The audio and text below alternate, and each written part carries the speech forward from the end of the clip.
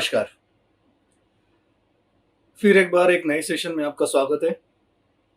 आज अपने वीडियो का सब्जेक्ट क्या रहेगा? ऑब्वियसली जो लेटेस्ट कंट्रोवर्सी चल रही है, एक्चुअली कंट्रोवर्सी तो होना नहीं चाहिए, लेकिन फिर भी वो कंट्रोवर्सी क्रिएट की जा रही है, वही आज अपना सब्जेक्ट है और वो है अग्निपथ। अग्निपथ वाया अग्निवीर। क्या है ये एग्जैक्टली अग्निपथ? क्या है अग्निवीर? मेरे हिसाब से this is one of the biggest military reform which is undertaken ever since independence in 1947. And I mean it. I mean each and every word what I'm saying. ये अपने देश का बिगेस्ट मिलिट्री रिफॉर्म है। ये scheme actually propose किसने की थी? हमारे लेट सीडीएस बिपिन रावत जी ने। और क्यों सजेस्ट की थी? आज अपना सब्जेक्ट यही है कि ये एग्जैक्टली स्कीम है क्या, और उसके ऊपर जो फिलहाल जो इतने राइट्स चल रहे हैं, जो कंट्रोवर्सी चल रही है, वो एग्जैक्टली क्या है, क्यों है। Before I go to the controversy, सबसे पहले मैं आपको ये एक्सप्लेन करूंगा कि ये अग्निवीर स्कीम एग्जैक्टली क्या है, क्यों मैं इसे एक बिगेस्ट मिलिट्री रिफॉर्म बोल रहा हूं। गवर्नमेंट ने आर्मी में, नेवी एंड एयरफोर्स, ये तीनों डिफेंस सर्विसेज में जो जवान शामिल होते हैं, उनके रिक्रूटमेंट के लिए एक नया सिस्टम निकाला है। This is called Agniveer. इस पर्टिकुलर सिस्टम के थ्रू, इस पर्टिकुलर अपॉइंटमेंट के थ्रू जो जवान शामिल किए जाएंगे, उन्हें कहा जाएगा अग्निवीर। ना what is the eligibility criteria? यहां पे कोई भी कास्ट रिलीजन का कोई कंस्ट्रेंट नहीं है, कोई रिजर्वेशंस नहीं है। That means it is open to all the caste. Second important thing, age limit क्या है? 17.5 ईयर्स टू 21 ईयर्स। मतलब 17.5 साल से 21 साल के बीच में जो कोई भी युवा या युवती, that means men as well as women, they can apply for this particular Agniveer. इनका पेमेंट कैसे होगा? अब देखिए पेमेंट कैसे होगा। 4 साल की इनकी ट्रेनिंग होगी। आप बोल सकते हो कि एक तरह से इंटर्नशिप है। अब इंटर्नशिप के दौरान जब इनको मिलिट्री, नेवी, एयरफोर्स, इनकी जब ट्रेनिंग दी जाएगी, जहां पे वो सिलेक्ट होंगे वो हिसाब से, तो उस ट्रेनिंग के दौरान और उसके बाद जब उनको ऑन फील्ड जॉब दिया जाएगा, तो उस दौरान इन 4 साल में उनको पेमेंट कैसे मिलेगा? पेमेंट कैसे मिलेगा? You won't believe it, they will get a salary of 30,000 per month.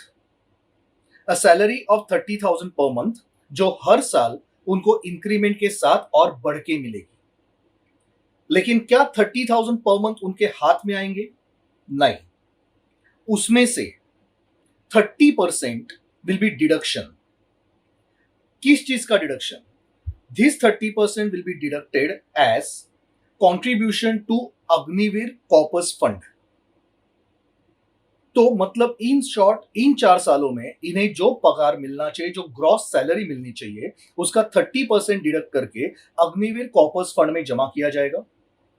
जितना पैसा इनके पगार से कट होगा, उतना ही पैसा गवर्नमेंट अपने जेब से कंट्रीब्यूट करेगी, and this amount will keep on getting accumulated in Agniveer corpus fund. तो इस तरह से इनको पेमेंट कितना मिलेगा? In the first year they will be getting salary, net salary, मतलब contribution to Agniveer corpus fund cut करने के बाद नेट सैलरी इनको मिलेगी 21,000 पर मंथ, मतलब साल का 2,52,000, 2,52,000। सेकेंड ईयर में इनको सैलरी मिलेगी 23,100 पर मंथ, मतलब 12 मंथ्स का, साल भर का 277,200। थर्ड ईयर में इनको सैलरी मिलेगी नेट सैलरी ₹25,580, ऐसे 12 मंथ्स का, साल भर का ₹306,960, 3,06,960। और फोर्थ ईयर में इनकी सैलरी होगी, net salary 28,000 per month, so into 12 करके दैट विल बी 3,36,000, 3,36,000। मतलब इन शॉर्ट इन 4 साल के दौरान उनको टोटल सैलरी मिलेगी 11,72,160, 11,72,160। और 4 साल बाद जब वो इस पर्टिकुलर सर्विसेज से रिलीव किए जाएंगे, तब उनका वो जो अग्निवीर कॉर्पस फंड जो किया हुआ है, जिसमें इन लोगों का भी कंट्रीब्यूशन था जो सैलरी से कट किया था, प्लस गवर्नमेंट जो अपने जेब से डालेगी, सब मिला के they will get 11,71,000, 11,71,000, and that also completely tax free. क्या बुरा है स्कीम में? आप जरा सोचिए, एक आम नौजवान, एक आम युवती क्या करते हैं? 10th की एग्जाम हो गई, 12th की एग्जाम हो गई, उसके बाद क्या? आर्ट्स, कॉमर्स, साइंस, वो सब करने के बाद या तो चार्टर्ड अकाउंटेंट, कंपनी सेक्रेटरी, या तो फिर MBBS, medical, this and that, regular stuff, regular stuff. उसमें जो कंपटीशन होती है, उसमें कितने लोग आगे जा पाएंगे और उसके बाद उनको कितनी पगार मिलेगी, नो गारंटी। लेकिन यहां पे आपकी 12th होने के बाद व्हेन यू आर 17.5 ईयर्स, आप जरा सोचिए, आप 17.5 साल की उम्र में आर्मी, नेवी, एयरफोर्स जैसे डिफेंस फोर्सेस में, एलिट डिफेंस फोर्सेस में आपको सीखने का मौका मिलता है, और साथ में आपको पगार भी मिलती है, कॉर्पस फंड भी मिलता है। So when you are at the age of 21, supposing आप 17.5 साल की उम्र में 17.5 में इफ यू ज्वाइन, 4 साल बाद यू आर 21.5, 22 ईयर्स पकड़ लीजिए। 22 ईयर्स की एज में अगर आपके हाथ में टोटल 23,43,160 रुपीज अगर रहेंगे, and that also with discipline training of military, क्या बुरा है? क्या बुरा है? आप मुझे बताइए, नॉर्मल जवानों को, नॉर्मल नौजवानों को, नॉर्मल यूथ को by the age of 21, 22 you pass out your graduation, graduation के बाद आपको नौकरी मिलने की गारंटी नहीं है। यहां पे आपके हाथ में एक्सपीरियंस के साथ साथ 23 लाख प्लस हाथ में है। क्या बुरा है इसमें? मुझे तो इसमें कोई बुराई नहीं दिखती। हाँ, अब आपका सवाल यह होगा कि आफ्टर 4 इयर्स क्या, उसके बाद ये लोग क्या करेंगे? बहुत चॉइस है। जो अग्निवीर रहेंगे उसमें से 25% लोगों को on merit, 25% of these will be absorbed in army, navy, air force on full scale basis. मतलब इन शॉर्ट, अब उनकी जो अपॉइंटमेंट होगी वो परमानेंट अपॉइंटमेंट होगी। अब मुझे पता है आप बोलोगे व्हाट अबाउट रिमेनिंग 75%, वो क्या करेंगे? क्या करेंगे भैया? आप जरा सोचो, when you come out with military background, with military training, the kind of discipline which you have, the kind of technology which is being taught to you, उसके बाद इन 75% लोगों के लिए sky is the limit। और वो भी अगर आपको कम लगता है, वो भी अगर कम लगता है, तो लेट मी टेल यू, ये जो 75% लोग जो अग्निवीर, जो आर्मी, नेवी, एयरफोर्स में फुल टाइम बेसिस पे नहीं लिए जाएंगे, because only 25% will be taken, उन 75% लोगों को बाद में गवर्नमेंट जॉब्स में प्रायोरिटी मिलेगी।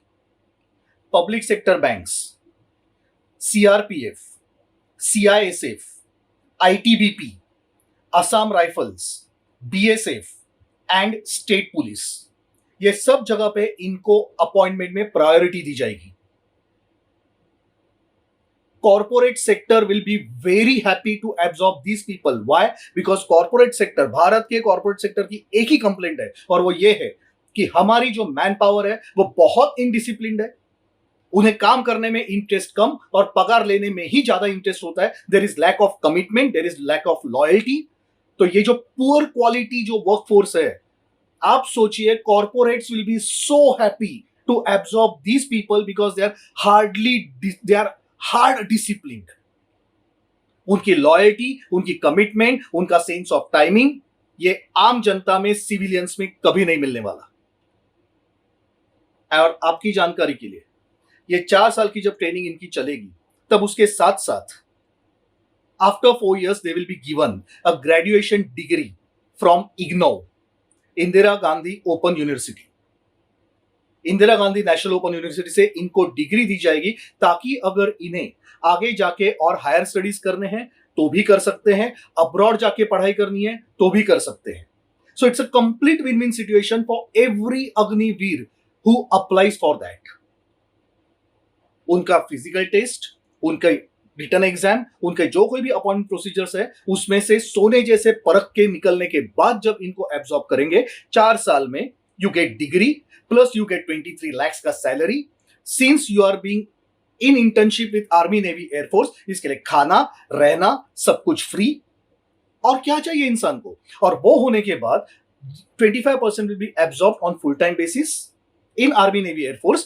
Remaining 75% will be given priority in jobs in all the paramilitary forces as well as state police as well as public sector banks. I don't think there is anything bad in that. And अगर ये लोग चाहते हैं these 75%, they can after the exam, after 4 years, they can appear for examinations like CDS, Combined Defense Services, और फिर वो army navy air force में full time commissioned officer के तौर पे जिंदगी भर जॉब कर सकते हैं. यह हुई बात अग्निवीर की, जो बेनिफिट हमारे यूथ को है, जो बेनिफिट हमारे नौजवान युवक और युवतियों को है. What about government? गवर्नमेंट के लिए भी उसमें बेनिफिट है. क्यों? Since this particular people will be appointed only for 4 years, तो इन्हें पेंशन देने की जरूरत नहीं है. आपकी जानकारी के लिए 25% एब्जॉर्ब किए जाएंगे, 75% will be sent to the market. तो 75% का जो पेंशन बचेगा ना, अदरवाइज आप जरा सोचिए, normally around 60,000 people are recruited every year in defence forces, on an average 60,000 on full time basis. Just imagine about the pension which government has to spend.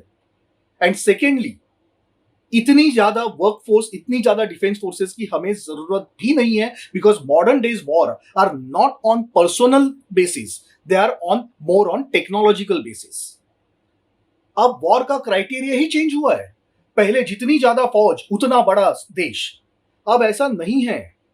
It is very much necessary to keep the defence forces very lean but competent.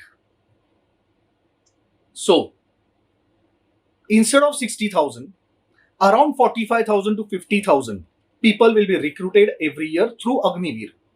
लेकिन 4 साल बाद 75% will be sent in the open market. As I said, उन्हें job opportunities बहुत है, और आम जनता के comparison में, आम यूथ के कंपैरिजन में हद से ज्यादा है. लेकिन गवर्नमेंट का पेंशन बचता है.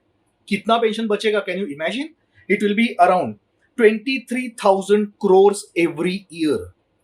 23,000 crores every year. Can you imagine? ये पैसे से हम कितने मॉडर्न टेक्नोलॉजी परचेस कर सकते हैं. ये पैसे से हम लोग अपनी मिलिट्री का कितना डेवलपमेंट कर सकते हैं. टेक्नोलॉजी, डिफेंस इक्विपमेंट्स, पैसा रहेगा, which is very much important for the modern day war. और ये सोचिए, ये जो 0.75, दैट इज 75% अग्निवीर जो मार्केट में आते हैं, कितनी डेडिकेटेड वर्कफोर्स हम मार्केट में भेजेंगे, कितनी कमिटेड लॉयल वर्कफोर्स, जिसमें नेशनलिज्म कूट कूट के भरा होगा, जिसमें पैट्रियोटिज्म कूट कूट के भरा होगा. ये वर्कफोर्स हमारे कॉर्पोरेट्स में और पैरामिलिट्री फोर्सेस में और स्टेट पुलिस में कितने काम आएगी. Can you imagine? Right now अपने आर्मी का, army navy air force defence forces का average age is 32, which will come down to 26 because of this particular scheme. तो ये अच्छी बात है या बुरी बात है?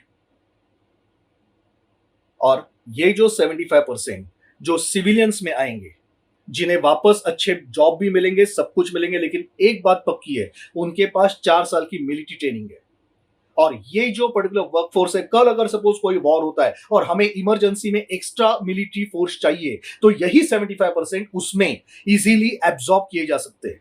And this is called future ready soldiers. In military language these people are called future ready soldiers. आज जो इजराइल के पास है, जो जापान के पास है, कि वहां की population is so hard earn in military skills, they are so perfect in military skills because वहां पे military training is compulsory part of curriculum. हम यहां पे कंपल्सरी पार्ट ऑफ करिकुलम नहीं कर रहे हैं, लेकिन हम ये जो 75% अग्निवीर है उन्हें तैयार कर रहे हैं in form of future ready soldiers. ये एडवांटेज है मिलिट्री को। So government, military as well as youth, सबके लिए एडवांटेजेस ये स्कीम प्रपोज की थी सीडीएस बिपिन रावत जी ने, और उस स्कीम को अब मोदी सरकार ने, मोदी गवर्नमेंट ने इंप्लीमेंट किया है। And this is the biggest defence reform as I have been saying. तो अब आता हूं लास्ट के मुद्दे पे। इतनी अच्छी स्कीम है तो फिर इसके ऊपर इतनी कंट्रोवर्सी क्यों है? ये कंट्रोवर्सी नहीं है, ये कंट्रोवर्सी क्रिएट की जा रही है। ये कांग्रेस का और लेफ्टिस्ट का टूल किट है। I am saying it openly. एक हिंट देता हूं आपको, एक hint. Last Friday Nupur Sharma controversy के ऊपर पूरे देश में तमाशा करने की कोशिश की गई। एम आई राइट? जगह जगह पे आफ्टर नमाज, दोपहर की नमाज के बाद, जुम्मे की नमाज के बाद जो तमाशा हुआ, जो स्टोन पेल्टिंग हुई, जिस तरह से दंगे फसाद करने की कोशिश की गई लास्ट फ्राइडे, ये थर्सडे को गवर्नमेंट ने अग्निवीर स्कीम डिक्लेयर की, और उसी थर्सडे को पूरे भारत के हर मस्जिद के मौलवियों ने यह फतवा निकाला, ये डिक्लेयर किया कि जुम्मे की नमाज के बाद कोई दंगा फसाद नहीं होना चाहिए, कोई आतंक नहीं होना चाहिए। आपके कांग्रेसी और लेफ्टिस्ट इसे इस तरह का प्रोपोगंडा बताएंगे कि देखो कितने पीस लविंग है, देखो हिंदूज इंटॉलरेंट है, उन्होंने प्रोफेट जी के ऊपर कुछ गलत बोला, लेकिन देखो हमारे मुस्लिम भाई कितने पीस लविंग है, कितने शांति दूत है, कि उन्होंने ये अपील किया कि कोई दंगे फसाद नहीं होने चाहिए। Now let me give you the other side of the coin, क्योंकि दंगे फसाद ये अग्निवीर के लिए प्लान किए गए थे। जैसे लास्ट फ्राइडे को दंगे फसाद प्लान किए थे नुपुर शर्मा कंट्रोवर्सी के ऊपर, वैसे ही कल के फ्राइडे को दंगे फसाद प्लान किए थे ये अग्निवीर के ऊपर। देश जलाने की कोशिश कर रही है कांग्रेस और लेफ्टिस्ट, क्योंकि उन्हें पता है कि उनके पास 2024 में वापस सत्ता में आने का कोई रास्ता नहीं है। वो बर्बाद हो चुके हैं। उन्हें पूरे देश में सिर्फ और सिर्फ राइट्स फैलाने हैं, सिविल राइट्स कराने हैं, ताकि मोदी सरकार की इमेज भारत में as well as international level पे पूरी तरह से खराब हो जाए। आज भारत एक वैश्विक ताकत करके ऊपर उभरा है, और उसी चीज से कांग्रेसियों को और लेफ्टिस्ट को तकलीफ है। इसके लिए ये राइट्स प्लान किए जा रहे हैं। इन्हें मदद कौन कर रहा है? आपने जरा देखा होगा तो ये राइट सबसे ज्यादा कहां पे हो रहे हैं? वो हो रहे हैं बिहार, उसके बाद तेलंगाना। किसकी सरकार है? आप बोलोगे बिहार में तो बीजेपी की सरकार है नीतीश कुमार जी के साथ। जरा नीतीश कुमार जी का बैकग्राउंड देखिए। नीतीश कुमार जी का पॉलिटिकल करियर खत्म हो चुका है। अब इसके बाद उनको वापस मुख्यमंत्री के चपरासी की भी कुर्सी मिलने वाली नहीं है, और इसलिए अब उनको अपना फ्यूचर बनाने के लिए जाना है प्रेसिडेंट बनने के लिए। और इसलिए ये वो दबाव डाल रहे हैं इनडायरेक्टली मोदी जी के ऊपर कि मुझे प्रेसिडेंशियल कैंडिडेट डिक्लेयर करो एनडीए की तरफ से, वरना मैं बिहार में आतंक फैलाऊंगा। क्यों बिहार की स्टेट पुलिस को ऑर्डर नहीं दी जा रही कि किसी भी दंगाइयों को रोका जाए? Don't you know that law and order is a state subject? Modi सरकार या अमित शाह गृह मंत्री डायरेक्टली कहीं भी ना पुलिस भेज सकती है, ना आर्मी, ना कोई commandos. Law and order is a state subject which has to be taken care of by each particular state. Why is not Telangana and Bihar government taking any action? UP government ने action ली, कल 260 लोगों को arrest भी किया। ये सरकारें क्यों नहीं करती? क्योंकि वो करना नहीं चाहती, क्योंकि इन्हें जानबूझ के आतंक फैलाना है इस पूरे देश में। उन्हें देश जलाना है। कोई भी अच्छी स्कीम आए उन्हें उसे बर्बाद करना है, ताकि भारत एक ताकत बन के न उभर पाए। Keep that in your mind. ये 2024 तक चलेगा। और हां, एक बात के लिए I will blame Modi government also, that Modi government always has been failing in explaining the good schemes to the people. It happened in case of land acquisition act, जो वापस लेना पड़ा। It happened in case of farm bills, जो वापस लेने पड़े. But this time, Modi ji, I plead you, whatever happens, don't take back this particular scheme. This scheme is to build up our nation. This build is to build up a good workforce. And this scheme is for our defense. और मोदी सरकार को उनकी इस कमजोरी पे जल्द से जल्द काम करना पड़ेगा, because every time opposition propaganda शुरू करती है, एवरी टाइम सिविल राइट शुरू करती है, और उसके बाद हमारी गवर्नमेंट मशीनरी काम में लग जाती है ये एक्सप्लेन करने में, नहीं भैया कितनी अच्छी स्कीम है, but what about the damage which is done, what about the reputation which is lost. Modi सरकार needs to work on that as early as possible and as aggressively as possible. Every toolkit has to be met with counter toolkit before they launch their toolkit. It's as simple as that. And I hope everyone will agree with this.